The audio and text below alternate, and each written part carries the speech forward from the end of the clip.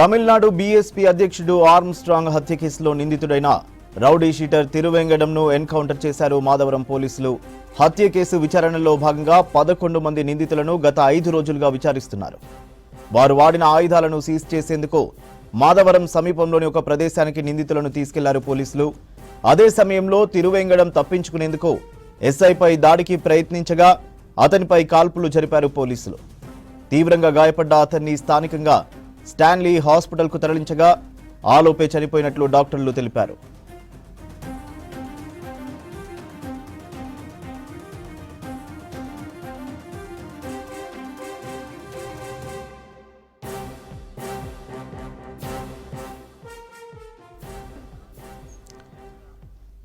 Tamil Nadu BSP అధ్యక్షుడు Armstrong హత్య కేసులో నిందితుడైన రౌడీ షీటర్ తిరువేంగడంను ఎన్కౌంటర్ చేశారు మాధవరం పోలీసులు.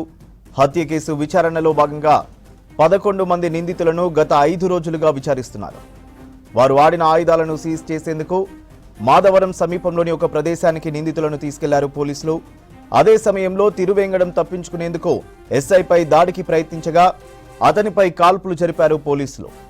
తీవ్రంగా గాయపడ్డ అతన్ని స్థానికంగా ఉన్న స్టాన్లీ హాస్పిటల్కు తరలించగా ఆలోపే చనిపోయినట్లు డాక్టర్లు తెలిపారు.